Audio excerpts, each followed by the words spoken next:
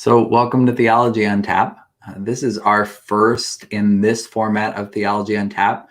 We're actually doing a little bit more Theology on Tap while we're in the midst of the pandemic, but this is our first interfaith conversation. And if you're watching live, seeing a couple of people signing on, we'd love to have you join us in the conversation. Feel free to interrupt us at any time, post a comment, post a question. We'd love to have you. I am joined today by Maharat, Rori Neiss, who has become a close friend and colleague in the work in St. Louis, and been hearing for a while now that folks would like to hear from people and leaders of other faiths. And so it made sense for one of my best buddies in interfaith work in St. Louis to join for the first time. Rory, you've talked at Theology on Tap before around questions of immigration. Yeah. But we would start with sort of an almost Krista Tippett question, which is, Krista Tippett always talks about what was the faith of your childhood.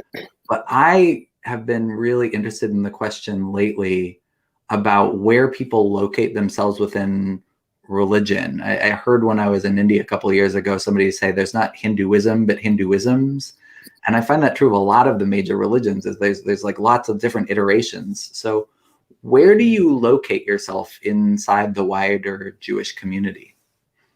I love that question. And first of all, let me say hi also. And I'm honored to, be sort of starting this off with you, and really just always love the chance to talk to you and to study together, and excited to see where the conversation goes. So the funny thing in some ways I think about Judaism, first of all, we would also definitely agree that there's Judaisms, but because we are maybe 2% of the population within America, we're like half of 1% of the population globally, we often get grouped together. And so all the more so, not realizing how much diversity there is within the community. So we tend to divide ourselves within the Jewish community denominationally, which really has to do, people think it has to do with practice, but really is more theological, I think, of kind of relationship to God and sacred text. How bound are we by the law and by the word of God? And so I find myself in the Orthodox community, the Orthodox branch of Judaism, which believes in the that the word of God is divinely given, that the Torah that we have is divinely given, and therefore is binding, that we're bound by the law as interpreted through the rabbis, through the generations, I'm on kind of the most conservative branch of Judaism, but on the most liberal end of that branch. So, very much believing that we are given this wisdom by God, but that it's wisdom that's true for all time. And so it's also true today in a world that has science and medical advancement and LGBTQ individuals and women's leadership, and that we have to grapple with all of the ways in which new understandings of the world still remain true, even as we believe that God's word is true. And that's, even your title has something to do with that, right? Can you explain your title? Yeah, so I use the title of Maharat. I am one of 3 people in the world who apparently uses that title. I was part of a program, it's still going, but about, I don't even know the math. I was going to say 10 years, but it's not quite that long. I was ordained. So the Orthodox community is the only community not ordaining women. Up until more recently, there was a move to start ordaining women. And when it first started, the person who started it said, I'm going to ordain women, but we won't call them rabbi, because women in the Orthodox community are not rabbis. So we'll make up a whole other word. And if it's a whole other word, it can't be controversial, because you can't say you can't do it because no one's ever done it. So he used the title of Maharat, which is an acronym in Hebrew for Manhiga Hilchatit Ruchanit Toratit, which means a leader or a guide of halacha, of Jewish law, of spirituality, and of Torah, of text. And he started ordaining women with that title. And even that shows in the first cohort, we all started using the title of Maharat, the first 2 cohorts. And then after that, some of the women started to call themselves Rabbah, a more feminine version of rabbi, or Rabbanit, also seen as a more feminine version of rabbi. Some also took the title of rabbi. But at this point, I've been in St. Louis for almost 8 years as Maharat. So I've stuck with it. I mean, one of the questions that we're asking folks to talk with after this with their friends, with their whoever they bring together to talk about the conversation is, where do you locate yourself within your religious tradition? And do you do that with intention? And it seems to me like your chosen place within your community has to take a lot of intention. Like it takes a lot of energy to occupy that particular space. Is that fair? Yeah. I mean, I don't know if you mean like mine particularly or in the Jewish community as a whole. I mean, so for me, like I always grew up in the Orthodox community, but in ways that I actually didn't really think about it and wasn't really intentional. I'm the only girl in a family of 3 brothers, 4 kids, and so what I actually find a little bit embarrassing was like this wasn't like a feminist revolution for me. I was really happy with women having different roles in the Orthodox community. We pray in separate spaces. I did not get the same education that my brothers did. And I actually thought that was really fine. Like I thought, sort of separate but equal to like use that, loaded phrase, could work. But of course, separate but equal is never equal, as we know in every sense of it. And so, I just like I wanted to participate more, and it's sort of funny to me that it was just wanting to study more meant I had to go into more liberal spaces, and so that's been an interesting journey for me because I in some ways am very. I feel very conservative in certain ways, but very progressive in other ways, and for me, it all makes a lot of sense. It's where everybody else is that kind of moves. I like that. I have to, I mean, like owning some of my own biases, and I told you just a couple minutes ago, but I remember when I first saw you from afar. We didn't actually meet the first time I saw you, but Rabbi Chaim Shatner, who was the rabbi at Beis Abe, where you came to St. Louis to work for Beis Abe, right? Yeah, I worked at the pulpit first. Yeah, so he was a good colleague of Mike Kinman, who was one of the only priests I knew in San Diego when I first moved here. And Mike said, "Oh, you're going to U City. You have to meet Chaim." And of course, Chaim was on his way out of town. But I met Chaim before I managed to have coffee with him right before he headed out of town to go take up a new pulpit. And I saw you from afar, and he was explaining sort of who you were and that Beis Abe had been one of the Orthodox synagogues that was working for women's ordination, and it was such a big deal to have you here. And I saw you, and you had a headscarf on, and you were sort of so you were like this intimidating like figure who was this like unconventional, but yet also involved in a version of, frankly, Judaism that I hadn't had a lot of intersection with. I grew up with a good friend who was a conservative Jew, but in Judaism, that's like a step more liberal than Orthodox, right? They say that conservative Judaism, I've heard somebody say it's like the Episcopal Church of Judaism in some ways, because traditional language for liturgy, but modern theology. Right. The motto is tradition and change. Yeah. So it's an interesting, I think it's difficult. I think it's so often because of the way our country is patterned around like what conservative means and what liberal means. Religious folks, Episcopalianism is really conservative in some religious ways. Like the outfits we wear, the titles we have, some of our stuff is actually very, very conservative in terms of liturgy. But our politics, when it comes to a bunch of things that we line up with on national issues, tends to look progressive. So it was interesting for me. I had these internal like, oh, that's somebody who's a little bit different, a little bit mysterious.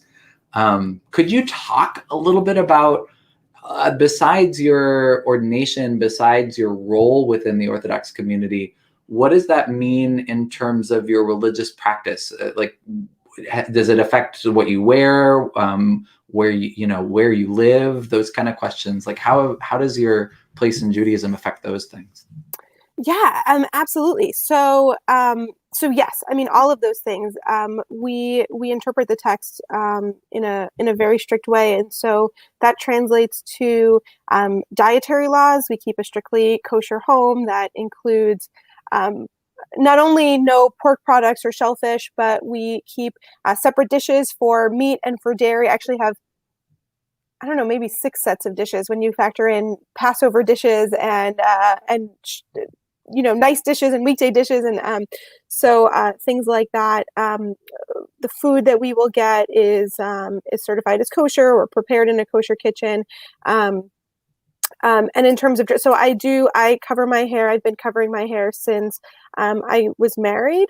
That was for my community. That's when women will choose to cover their hair, and will usually wear longer sleeves and higher necklines. And it's very convenient in the winter, but more noticeable in the summer. So yeah, I mean, it really does translate into every aspect of my life. And I want to say to that, I think, like, to go back also to what you were saying, I think it's so fascinating because we've almost relegated these communities into these spaces. But for me, and I don't want to speak for you, but I would imagine you might agree, it's not like I'm conservative religiously, but progressive politically. Like, these progressive politics stem from a very religious reading of the biblical text that I think absolutely commands us religiously to be, fighting to defend the poor or the most vulnerable, or advocating for social policies that include welfare systems and rights for immigrants. All of those things that I think are incredibly clear in the text. So I appreciate, kind of the language of it that I think is very true within America, but I don't feel like these are two different parts of my identities, or I feel like people have looked at them as if they are contradictory, when in fact, for me also, like, what it was to become more progressive in the Orthodox community was this deep desire to do deeper study. I wanted to be more a part of the worship service. I wanted to more deeply engage in the community. But the irony of it was that the more deeply I engaged, if I was a man, that would have been fine. As a woman, the more deeply I engaged, the more liberal that inherently defined me to be. And I feel like that's also true politically, that, I feel like all of these things are absolutely a core part of my religious identity. But because of the way that America has defined this political landscape, it means I'm a progressive politically, even if I'm deeply religious. But I see those as so hand in hand. Yeah, there's a former Archbishop of Canterbury named Rowan Williams, who's kind of one of the great theologians alive today. But Rowan Williams is always talking about how we've lost the capacity for nuance, and it impoverishes our religious understandings, and it impoverishes our politics. Because to be someone who is religiously traditionalist, and that drives what happens to be a constellation of policy objectives that happen to align with a more progressive party, is something that, like, people just can't quite comprehend. But there's a spaciousness. When I said the word about intention, like, to a degree, you're saying you haven't intentionally chosen your place necessarily. It's partly where, we would use the language of, calling in the Christian tradition a lot, but it's where you've been brought. But it seems to me like it also requires a degree of intention. So to do some intention questions, because it's one of the things we've talked about, and I've talked about with Jewish friends over the years. But to be a Jewish person, even living in University City, and to keep kosher requires a certain degree of intention. You were talking about, like, where you get your foods and making sure they're, and you've also talked about choosing where you live. Can you say something about, like, what is the geography of your faith with University City and with Base Abe? Yeah, so I live in University City, and so when I first moved to St. Louis, I was working at Base Abe. I was actually living next door to Base Abe. That was part of the job. And when I switched over, now I work with the Jewish Community Relations Council, and we were still committed to remaining members at Base Abe. And so that meant that we were only really willing to look for a house within walking distance. Part of our Shabbat worship, our Sabbath experience, is that from sundown on Friday night until a little later sunset on Saturday, we won't drive, we don't we will leave electric lights on, we don't sit in the dark, but we will not change the status of electricity, so we won't turn things on or off, we won't use money or use cell phones or cook food. We'll only eat food that has already been cooked and we might reheat it on a warming plate that's already left on. And so, so we were only willing to really look. I think we're probably about a half a mile or so from Base Abe right now, and we could go further, but it's just a question of how far we're willing to walk in the cold. So when we go to Friday night services or Saturday morning services, less so right now with the pandemic, but we would walk in with our kids. So that was something that was really important for us in terms of being close to the synagogue. There's also some regulations, depending on how in detail you want to go. Yeah. There's a regulation. We also will not carry on the Sabbath from what we would call a private space to a public space. And in like true Jewish ingenuity, the rabbis will have their kind of invention. So the rabbis invented this space that they said is not quite a public space or a private space if you create what they call an eruv. So it's usually a string. It's sometimes invisible, or it will utilize existing telephone wire or walls. So if you have an area that is all enclosed, then you can declare this is a semi-public, semi-private space. We all kind of agree as a community that we share some of this space, and then you can carry within that space. So there is an eruv within University City. I think it goes to Skinker on one end, and I'm not sure how far it goes down west. And so that was also important when we first moved. I had a child that was under 1, and so being able to carry him or push him in a stroller meant that we had to live in an area that had this eruv so that we would be able to go out on Shabbat morning and carry a bottle of wine to a friend's house if we wanted to join them for lunch.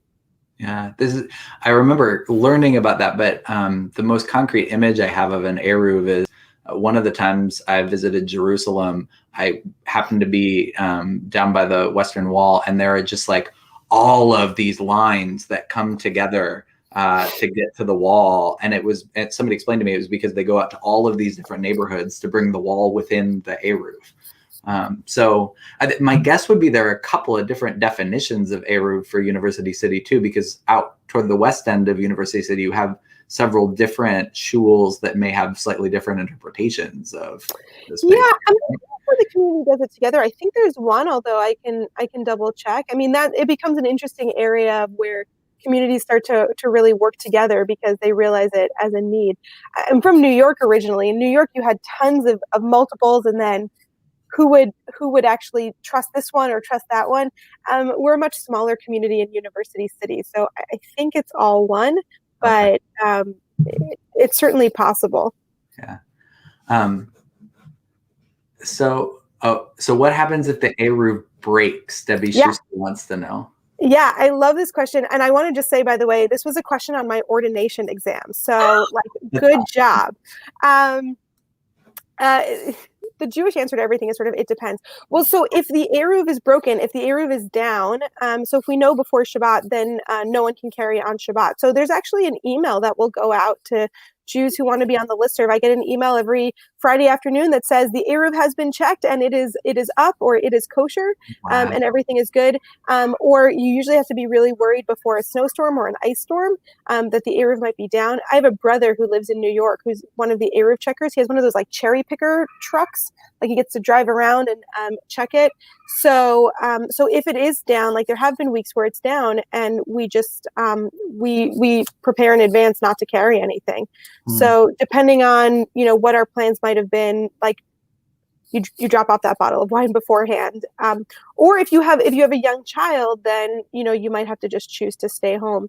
So it becomes really challenging. It's a much more complicated question if it breaks on Shabbat, and you try not to carry anything you don't need to. And if you have like a child that you're stuck with, of course you do whatever you need to do to get the child home, and we're not unreasonable with it. But it does become really onerous if it does go down.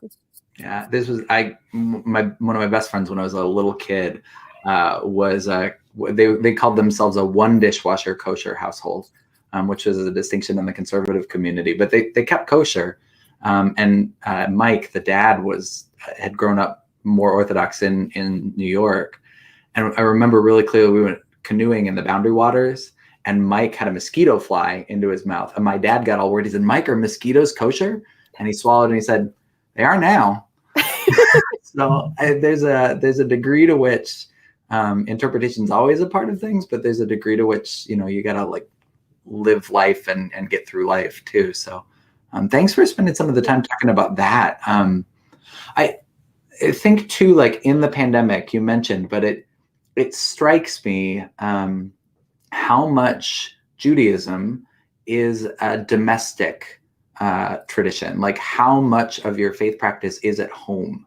And I wonder if you could talk a little bit and like the relationship the Eruv gives you between home and the synagogue. But could you talk a little bit about like what has it been like as a Jewish person, as a Jewish leader, to navigate pandemic and how that's changed your practice of faith? Yeah, absolutely. So, it's interesting because so much of our faith community is individual, but there also are communal elements to it. So I should say, I mean, I won't speak.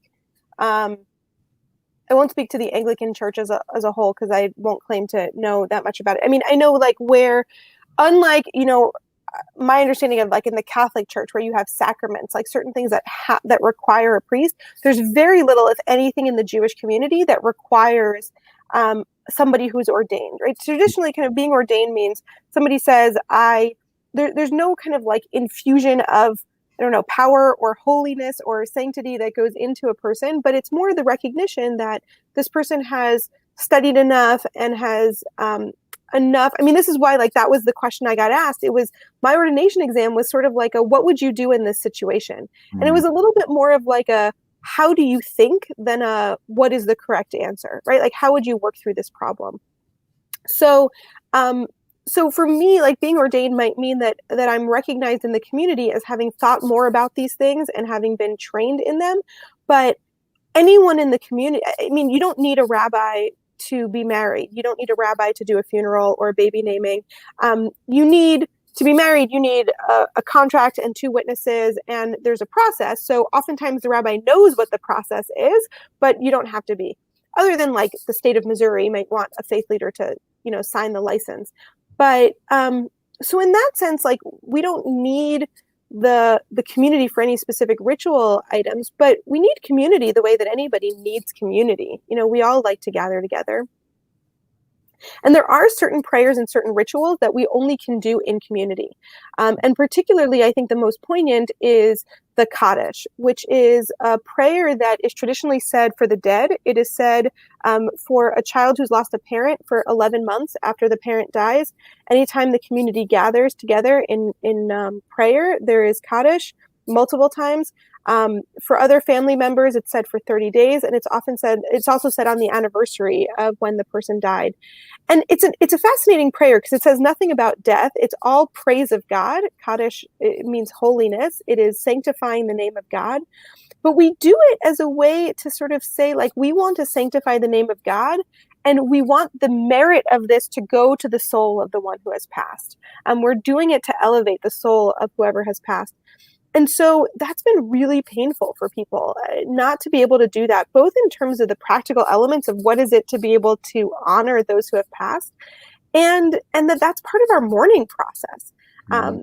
To be able to know that you can give back to somebody even in a way where, there's nothing else you can do for this person, or the way that we gather together to bury the dead, not because you need the whole community to do it, but because you need the whole support of the community in those moments. So we've really lost, I mean, I think the way that all the communities have lost all of those elements to them. So you can always pray individually. We do have individual prayer, but for me, a big part of Shabbat observance was I don't use my phone and I don't watch TV, and you gather together, and we would spend Saturday morning in the synagogue, and services would start at 9 and go until 11:30, and we wouldn't necessarily sit in services the whole time. They're going on, but you sit in services and then you leave and you chat with some friends and you walk around and you watch the kids play and you go back in, and we don't kind of have a hard start and a hard stop, and that's how the day would pass. Then we'd all go to lunch. So So those are all of the things that in some communities there's been sort of creativity. This is where we get like rabbinic interpretation. Can you say Kaddish if there's a community of people on Zoom together? We're having this conversation about the holiday of Purim is coming up when we read the scroll of Esther. Can you hear the scroll of Esther over Zoom? Does that count? Do you have to hear the person live? So we're getting new rabbinic interpretation. But, I think what we've lost is the same as what most communities have lost. And for the Orthodox community, because my Shabbat observance does not include electricity, I won't do services online. So we'll have like the rabbi at Beis Abe will send out a sermon before Shabbat starts, which I don't usually end up watching because that's not my time for a sermon. Like I'm busy preparing for Shabbat and doing all my cooking. And then on Shabbat morning, I'm not using electricity. And then when Shabbat's over, I turn my TV back on. So I don't, we're not kind of engaging. So there are some congregations where they've tried to shift to the Zoom space and things like that. But in the Orthodox community, we haven't been able to do that in the same way. Yeah, starting by talking about the Kaddish, I remember I'd only ever gone to services with Jewish families before. It was actually the synagogue shooting in Pennsylvania a couple of years ago. And I'd only ever gone before with good friends who like knew what time you actually were supposed to arrive to, like there was the publicized time and then when everybody actually got there. But so I went to Kolrina to, stand with my brother Noah and Scott as they were facing that weekend. And I got there early and there were only like 5 or 6 people. And Noah, of course, I love Noah gets to like wander around in a way that a priest just never gets to wander around during a service. But Noah came over and explained to me like, yeah, this is the part of the service. We're so glad you're here. You're obviously not a Jew because you showed up so early. But this is the part of the service that really is when it's mostly the mourners who are here. And the beginning of the service is really for those who are going through this ritual process of grief. And it was just this beautiful idea because there are a lot of people whose church attendance increases, but it's not a part of our tradition to think about that, but whose church attendance increases around grief and around loss of a parent or a spouse or a loved one. And church has this new meaning for them. And I just thought it was so wonderful to have that intention. And that's a hard thing to lose in the midst of, if you've got this wonderful developed prayer for grief and process for grief, to lose that and in the midst of pandemic would be difficult. Susan Norris is asking, have you met much resistance to being a female faith leader with your faith community or your family? I've met some, it's interesting because very rarely do people to my face say, no, you're wrong. Although certainly I've had some of those. My family's been really fascinating because when the program was first announced, when the rabbi, whose name was Avi Weiss, announced that he was going to ordain women, it was very controversial. I lived in New York. There was a lot of Jewish papers. My parents got all the Jewish papers.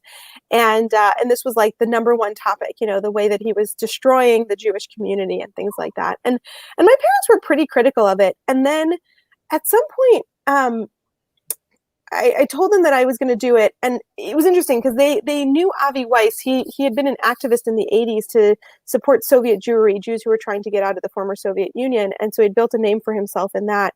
So they liked him. But they were sort of this attitude of like, I don't like this, but it makes sense that you're doing it. You'll be good at it. And so I was like, I mean, I feel like you're the exception to the rule for people. And I used to joke in the early years, I'd go and I'd speak and I'd say, we're not really as scary as everyone makes us out to be. Everyone kind of looked like me. We just wanted to study more. Like we weren't chaining ourselves to anything and we weren't rioting and we weren't, like banging down the doors. We were like, please let us teach more spirituality to people. Like, let us help people access, God. Like it was so not, it was sort of a funny thing to argue against. But I didn't really talk about it a lot. I thought it was, it was really controversial. I didn't want to deal with it. And my mom would be like, I saw your high school teacher. And I'd say, oh, how'd that go? And she'd say, what are you up to? And I was like, and did you tell her? And she said, yeah. And I said, well, what did she say? And she said, well, she paused and she said, that makes sense.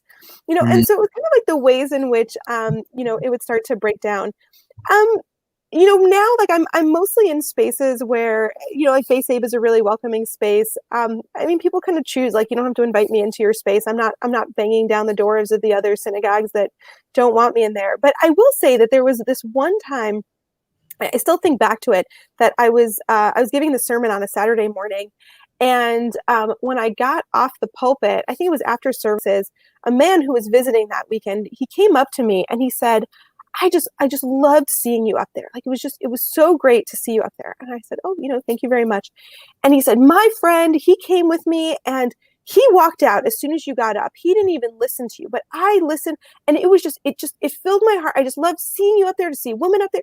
And he was going on and on about it. And at some point I was like, you've not said anything about what I actually said. Like all he kept talking about was what it looked like. And I never said anything back to him, but I thought, you've objectified me. Like your friends saw me get up there and left, and you saw me get up there and you loved it, but neither one of you has actually responded to anything that I actually was preaching or doing. You're both just deciding that you like women or you don't like women on the pulpit, but none of you have actually, like, I want to actually, like, talk about the material. Tell me if you like my interpretation of text, like, debate it with me. And so, it's just a lot of ways that, and I think this is true for a lot of women and a lot of people who step into roles that are more unusual, it's a lot of objectification. Yeah. No, I think that's very true. And that's true. My mom was in not the earliest, but one of the early generations of women clergy in the Episcopal Church. And we've had a number of women that have come through Holy Communion to be ordained. Really, in recent years, I'm super proud of them. We've got a number of women leading congregations in the St. Louis area that came through Holy Communion. But it does take a while. It takes a while for people to get less shocked and less, by the idea, and able to actually just engage. But I was far enough in the question of women's ordination. I grew up in the parish that was sort of like the women's ordination parish in the Denver area. And so a whole bunch of women came through when I was a kid. I remember getting to Catholic college. And there's not exact like corollaries, but if conservative Judaism is the Episcopal Church of Judaism, Orthodoxy is a little bit more like Catholicism, but the way of doctrine and stuff functions is not at all the same. But Right. I remember getting to Catholic college and having people ask me, like, do you believe in women's ordination? Do you believe in that? And I was like, believe it? I've seen it. Like one of the first priests I had as a kid was a woman. Like, it's not a controversy to me. Like So it's like generational. It takes time. But yeah, that's an interesting, like, do people interact with the text and your interpretation of the text, or are they just so stuck on, there's a woman on the pulpit, what do I do? Yeah, right. And sometimes you can get them to that point. But I think a lot about the ways in which our interpretations and our access to the text is often controlled by who it's mediated through, right? Like, what does it mean that for thousands of years our texts have been interpreted by a very particular group of people that have been granted access, because if they broke out of that mold, they couldn't have access to it. And so, I think one of my favorite sermons that I ever gave was on Rosh Hashanah, on the Jewish New Year. And it's a day when we say that we celebrate the anniversary of when God created man, and all people are being judged.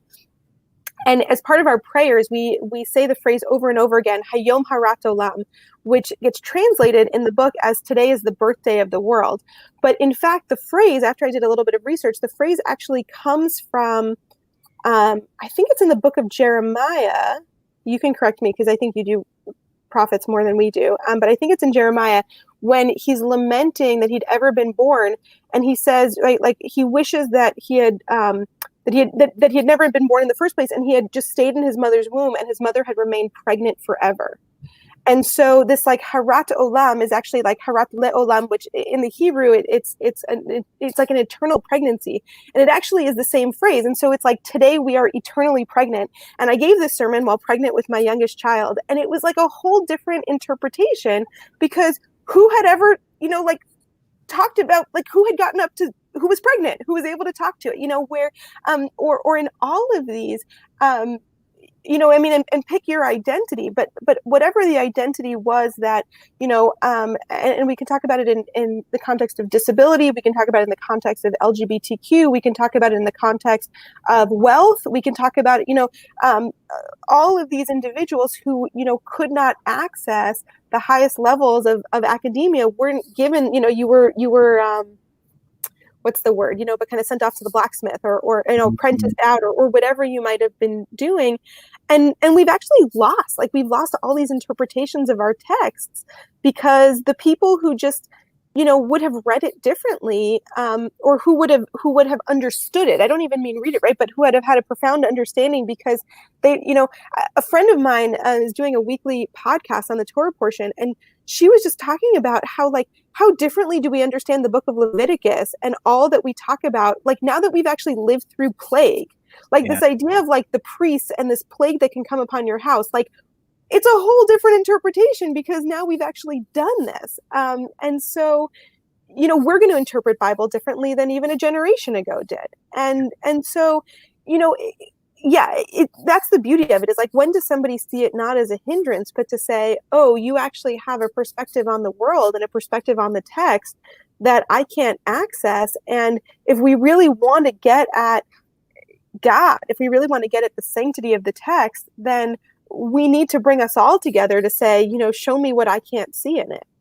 Yeah, no, for us, there's a number of women colleagues. I'd not ever thought about it until I was in seminary, but a number of women colleagues talked about the first time they preached in Advent, our season of waiting for Christmas, while they were pregnant, and just how different of it. I mean, you're talking about anticipating the birth of a child, and there is your preacher anticipating the birth of a child, and it's just a different access.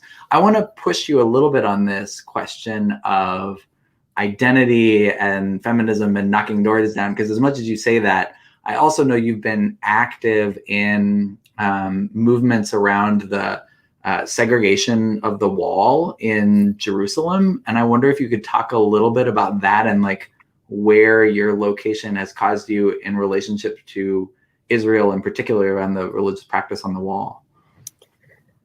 Oh my gosh, it's a whole, it's fascinating when you suddenly have religious observance actually codified into sort of government rule. So it would take too long to fully unpack how Israeli election systems work. But if you're interested, you can watch it again. They're having their 5th election, I think they're up to now, that will be coming up. But basically, so they have a party system, a parliamentary system, and the ultra-Orthodox parties will always run, and they will usually align with whatever branch of government is able to take power on the condition that their children don't have to join the army, they have control over some aspect of education, and they have control over the religious sites. And typically, whoever is prime minister has to build a coalition. That's a free 6 votes. Sure, give them the religious sites that they don't care about anyway, and you're guaranteed their 6 votes on defense, which they don't even want to talk about. So the ultra-Orthodox parties get control over all of the religious sites, which means all the religious sites in Israel. And when I say the religious sites, I mean the Western Wall, any tombs of ancestors or old rabbis. So there's the tomb of the matriarchs and the patriarchs, where Abraham and Sarah, Isaac and Rebecca, Jacob and Leah are said to be buried. The tomb where Rachel is said to be buried. The tomb of King David. The tomb of the prophet Samuel. I mean, there's identified places. You can argue if they're accurate or not, right? A long history. I'm sure the same is true in some of the church sites as well. Yeah.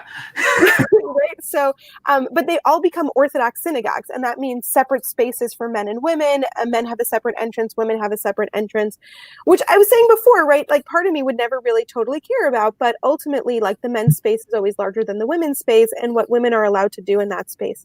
So for a long time, it's not actually the case anymore. And it's so illogical to me.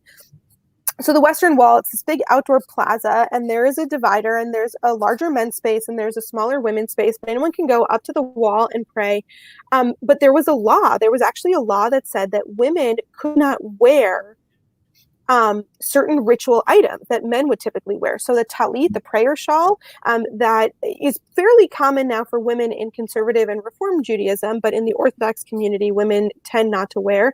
The tefillin, which gets translated as phylacteries, but I don't think that means anything to people in English. It's a box that has a scroll inside that has some of the passages. When it says, bind these to your head and to your arm, we take that literally. We put those verses and people will bind them and they'll wrap them with it. And they can't read from a Torah scroll. And so for about 30 years now, I think there's been a group of women that has gone on Rosh Chodesh, which is the first of the month when we do a Torah reading and we do extra prayers, that will go to the wall and they will show up in their prayer shawls and in their tefillin and with a Torah, and they will, and they've gotten arrested for it. And now it's no longer illegal to wear the talit and the tefillin, but it is illegal for them to pray with a Torah scroll. And so I've gone a couple of times when I've been in Jerusalem for Rosh Chodesh. We've gone, and it's astounding because it's similar to what I said before, right? Here's these women who they want to pray to God in the way that they're not even doing like an egalitarian mixed service. It is an exclusively women's service where women want to pray. And there will be people around them jeering. The police have to come and set up barriers to stop people from throwing things. Other women will come with whistles to drown out the singing of the women that are there. So you can't hear them. They'll jeer at them. They'll yell at them. At us, I mean, when I've been part of it, like there's been schools that have bussed their young girls in to you know, I saw somebody said that it's cutting out. Are you able? It may be on their end. Okay, I just wanted to check if my so I mean, it is like, it's heartbreaking. It's absolutely heartbreaking. And I will say, actually, the last time that I went, I actually was with a group of some of our colleagues, including Christian colleagues, who had been active in some of the Ferguson protests. We decided to do a trip together to Israel and Palestine to really, delve into the complexities of the situation and some of the discussions that were happening around Ferguson and Palestine. And so we decided to go. And that day they had snuck in a Torah. Apparently what they did was that somebody had this little Torah scroll. They brought it in a bag. They went like 4 days earlier because they know to search the bags for Torahs. So somebody went like 4 days earlier and they had shifts. So somebody for 24 hours, like overnight. So you couldn't leave the Torah alone. And so they had shifts of somebody always staying with the bag. Even if somebody else would leave, somebody else would come in. And they did this prayer service. And so in the middle, all of a sudden, and these women are there, but not everyone knew if they would have a Torah or not. And then suddenly someone kind of pulls out the Torah and you see the police like kind of start to like converge. And it was amazing because I was with these Christian colleagues who were not at all following this service, but they feel the fervor of this woman and they see the police start coming and they just link arms. They were like, this is I don't know what's happening, but I know I link arms, and like, it's like Deb Crouch just like grabs me, and she's just like, all I know is I hold on tight. And they did, and the police did not take away the Torah in that case. They just decided it was not worth the photo op of taking away the scroll. But I mean, this is, I feel like, so emblematic of my advocacy work in some ways. Is like, for me, like, some of it feels so absurd. Like, women want to fully participate in religious tradition like that. It's not even like I don't feel like I guess it is. It's breaking with generations of tradition, but in the most beautiful of ways, right? It's not like these people are trying to undermine the tradition. We're trying to more deeply access the tradition, but it's within a structure in which oftentimes the people who are in power, the men who are in power in this case, are scared of what that means to allow others to own their role in the faith communities. With power and with authority, people worry that sharing it means less of it for themselves, or I don't even know that I can fully interpret it, but it is horrifying in actually watching it, but also beautiful in seeing these women who are just willing every month, despite all of the indignities that they have to suffer, to just say, we are going to go to this wall and we are going to pray to God just like our ancestors have wanted to for thousands of years. Yeah, I love that image. I mean, the image of people who had stood together in Ferguson, standing together with their arms linked at the wall, is just like tear jerking a little bit. It's this like full circle of what that means. But it gets us into like there are questions. I mean, it's wonderful to have colleagues across a religious divide, but the religious divide that divides us is one that has been historically difficult, and more than difficult, painful, abusive, terrible, and fraught. And I wonder, when we were preparing for this, we talked a little bit about, and I wanted to ask you about you told me a great story about a rabbi going to church, but we're coming toward Lent in the Episcopal Church, which culminates in Holy Week.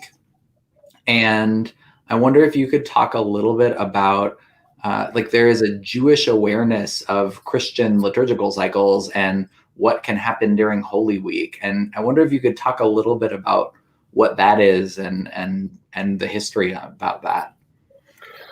The Jewish community is incredibly aware of the fact that historically, the earliest Christians were Jews, and the process of our community separating was not a simple or painless process. I mean, certainly, I think the earliest Christians, we could talk about persecution of the earliest Christians, but in the realm of history, it's at the risk of being flippant, it's a minor part of, of overall history of the Christian community. And the Christian community, I think, in really needing to define itself as separate from Jews, really, really took some hard lines in terms of how the ways in which the Jewish community was wrong, the ways in which the Jewish community is ultimately replaced by the Christian community, what we would call supersessionist theology.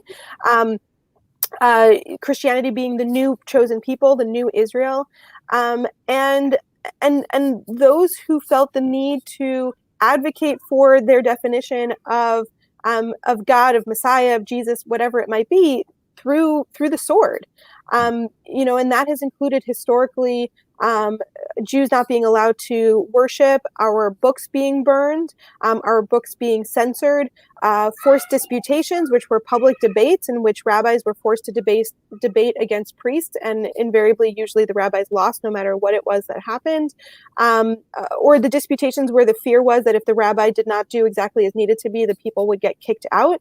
I mean, up until America, we've been kicked out of just about every diaspora community in which we've ever lived. And so, and I mean, that particularly really comes to a head around Lent and Easter, particularly with the accusation of Jews being responsible for the murder, the crucifixion of Christ, Jews being accused of deicide, and Jews therefore being worthy of punishment because of the crimes that have taken place.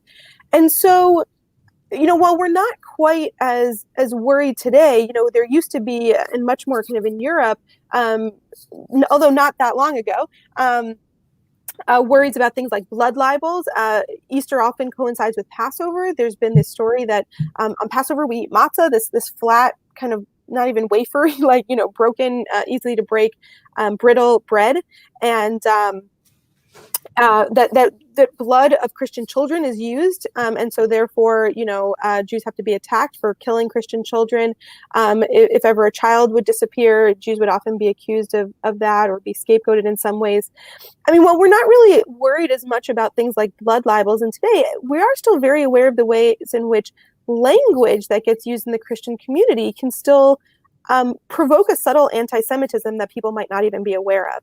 So I remember, at the risk of dating myself, I was in college when The Passion of the Christ came out. And I remember going with a friend because it was, all the talk about, whether or not this was an anti-Semitic movie.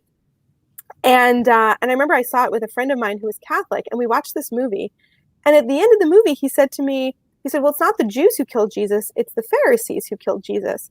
And I looked at him and I said, who do you think that we think we are? And I'd actually I've had that conversation with pastors also, where they've said, no, I say, who do you blame? And they said, well, it's the Pharisees. And I say, we see for us, the Pharisees were the rabbis, the rabbinic tradition that we ultimately inherit. I am a direct descendant of the Pharisees, and we don't see that as a negative light at all.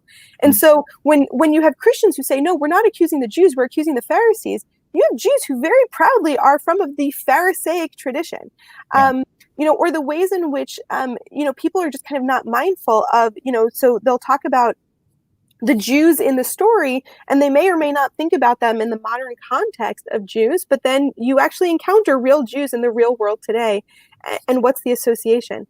So the story that I had shared was a colleague of mine who's a rabbi who does interfaith work would say that on Easter Sunday, he would go to a church and he would just sit and listen to the sermon. And afterwards, maybe a week later, he would call, I think it was usually a Catholic church. So he'd call the priest and he would say, my name is Rabbi so-and-so, and I am the director of interreligious affairs at this American Jewish committee. It was, and he said, and I was in your church for Easter Sunday. He said, maybe he'd even do it face to face. He'd ask them for coffee. And he said they would always kind of go white as they'd be like, what did I say? Like, what did I talk about? And he would say to them, sometimes he'd say, sometimes he'd say, you were fine, or sometimes he'd say, listen, here were some things that were really offensive. But at the end, he would say, look, assume I'm always in the pews when you speak. Like every Easter, I could be there. And this idea of like, do you speak differently if there's actually a Jew that's in front of you? And if so, should you be saying that in the first place? Because we're not worried about, the Episcopal Church kind of, going out and starting a riot and throwing rocks through synagogue windows or things like that. But historically, these same teachings have been used to do that. And it's the same way I think we talk about all of our unconscious bias, right? Like it is within us, and the ways in which we need to name very carefully who are the people that we are talking about. And are we talking about this ancient group or this modern group? And even in the context of the ancient group, right? Like, was it the Jews who are responsible in this context? Is it the Romans who are responsible? What's the theology that emerges? And what does that allow for into today? Yeah, no, I mean, those particular examples I think are really helpful because I heard Barbara Brown Taylor, who's a very famous Episcopal priest, talk about how for years she would preach against like Pharisaic attitudes, which the New Testament, if you don't have context, if you don't like that makes sense, like these, but she's since disowned that language, learned not to use it that way. And even Pete Buttigieg, who's an Episcopalian, maybe the most visible political Episcopalian in recent times, got in trouble for Pharisaic, I think was the exact thing that he... Right. And he was open. I mean, what was beautiful about that, though, was that he was open to, I think, hearing when people said, we actually take that really personally, because he was actually trying to say, not these modern Jews, I'm talking about these old Pharisees. And we don't actually, like, we see ourselves, I would never call myself Pharisaic, but I am of the Pharisaic tradition. Yeah. Well, and it's a beautiful, I mean, like, part of what you were saying earlier in terms of so much of Judaism that is alive today is a domestic religion. You don't need a priest to do specific things. It's because the Jewish people had to reinterpret religion after the great catastrophe that happened when the Romans tore the temple down. And it's the Pharisaic and rabbinic tradition that carries forward and sort of creates modern Judaism, correct? Absolutely, which is why we so embrace that identity, and we see that as such an important part of who we are, because they're the ones who ultimately win out. I mean, the debate that's happening that you see in the New Testament is a debate that also is in the history of Judaism, as we're trying to grapple with like what.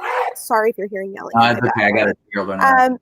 So, we're kind of grappling with like, what do all these traditions mean? What are we actually supposed to be doing? And, I mean, when I think about like the Bible as a book, and particularly the first 5 books of the Bible, like it's all about getting to the land of Israel. And then it's all about the books of prophets are about not getting kicked out of the land of Israel. And how do we get towards, the temple and worship of God? And then how do you not lose the temple and lose worship of God? And then we do. But our whole tradition was really about here's how you bring sacrifices. Here's how you worship God in the temple. It's part of why I love the rabbinic study and this idea of like how we reinterpret texts is because it's how we've managed to stay alive. Mm-hmm. Because we've been able to say it's not about sacrifice. It's about study. That study has replaced sacrifice. That prayer can replace ritual. Mm. And that's all the Pharisaic tradition. That's all the rabbis who really, figured out what it was. And so now suddenly, we can be a Jewish community in America with access to Jerusalem, but no temple still built, and have this flourishing Judaism because of debates that the rabbis had 2,000 years ago. Mm-hmm. Mm-hmm. I do. There's two places I want to get before, and we just have a couple of minutes left. So I love that interpretation and that sense of, what is the role of religion, and when a religion has had to essentially reinvent itself as a textual tradition. I always come back to Lord Jonathan Sacks, the Lord Rabbi, the chief rabbi in Britain. I heard him once say, Jewish festivals can mostly be distilled down to, they tried to kill us, we survived, let's eat. Yeah. But even getting there takes a pretty significant interpretation of the text and interpretation of history. I wonder about, there's two places I want to go. We had a question earlier about what are some of the opportunities for joint social justice work between our communities. I'd love to hear you've got a much more St. Louis wide vision of that than I do. So I'd love to hear your response to that question. I think there's so many opportunities. I mean, first of all, anything that needs to happen, it becomes an opportunity.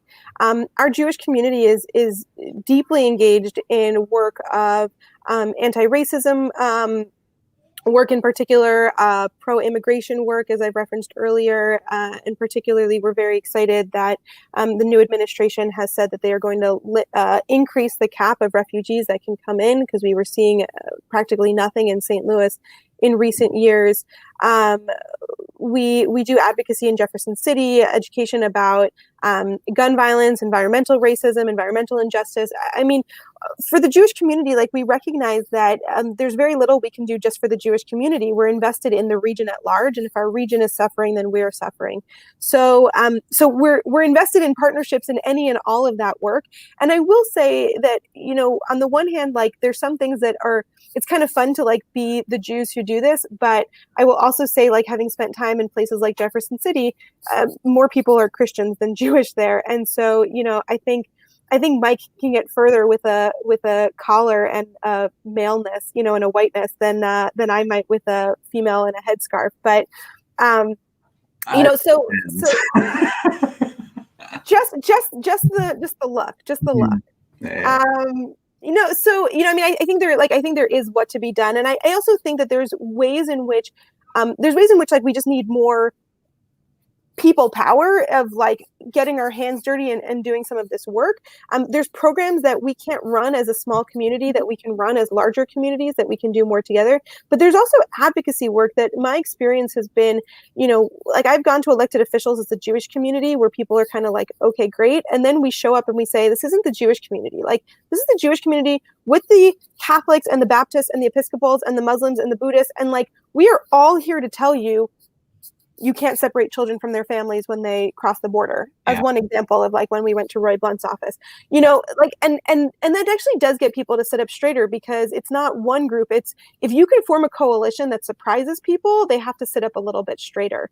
So I think that there's tons of work that we're doing that we're happy to just tell you more about through JCRC, but there's tons of opportunities that are just when we open that up, we can, anytime people are really, you guys are working together, we're yes, because it's that important. Yeah, and I think that we're not going to get into a lot. I mean, we could do a whole other one on U.S.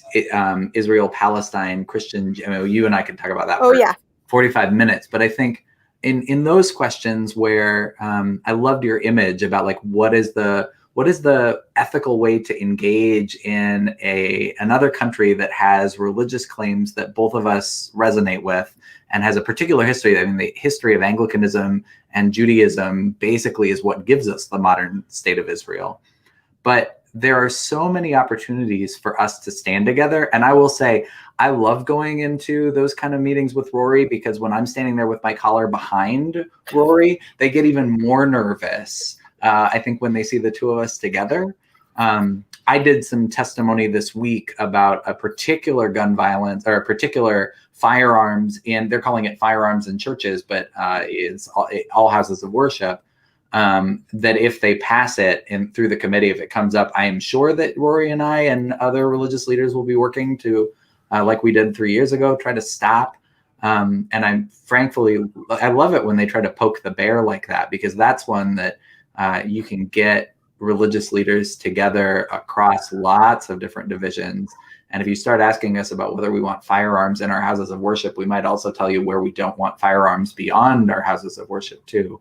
So I think, I mean, and the other one that I called you about last year, and it's going to be coming up again, is also there's like a lot of anti-trans bills that are coming up. And those get complicated because not all our faith traditions will speak out on those. But all the more so when you do have faith leaders that are willing, or people of faith that are willing to say, no, as a person of faith, this isn't where I want this to go. And that's where, like, I've been part of coalitions where they put me in front of the people of faith because I can speak a different language with them. And it's like, no, like, we want to talk Bible verses. Like, sure, let's do it. Like, we'll do it. Yeah, no, I've loved walking around. I've been doing some organizing in Black church communities, and it amazes me how often people ask, do you know Rori? You two are working on some similar things. And I love that is your reputation in town. Debbie Schuster, who asked a question a little bit earlier. Debbie, I see what you're saying about Mitzvah Garden. Actually, our garden at Holy Communion, we received all of our training and we do all of our work already through CRC. Like, their Mitzvah Garden is the parent of our garden in a lot of ways. And so that's a great idea for collaboration. And we're really grateful to Lori Anzalotti and several of the people who helped make that happen in the first place. But Rory, let me finish by saying, like, just how much I love having you as a colleague, and thank you for taking a chance with me and doing this way the first time. I want to put the questions out here in the chat for folks. We did ask folks, we invited folks to set up a time, and if you don't want to do it right now live, this will be archived on our site, but set up a time. The questions are they're spread across the chat. They're also at pubtheologystl.org. But we'd love for you to talk about this conversation, talk about some of what Rory and I talked about, locate your own self in your own religious context, and talk about why you choose to be there. I'm really grateful for a colleague who it's somewhat accidentally, and I would say now with a great deal of intention, inhabits your particular place in the religious sphere. In 2 weeks, we're going to be back. We're going to do this twice a month. So in 2 weeks, I will be back on. And the guy who's actually right above me, he's in our background, but the Reverend Dr. Ben Sanders is going to be with me. Technically, that's not an interfaith conversation. That's an ecumenical conversation. But talking with Ben about what it means to be a scholar and an ethicist in the Black church and his choice about where he locates himself in wider questions of religion. So join us again in 2 weeks. And Rory, thank you. Thanks for taking the time with me today. Thanks for having me. It's always fun to talk to you. And thank all of you for engaging with us. Hope to see you soon.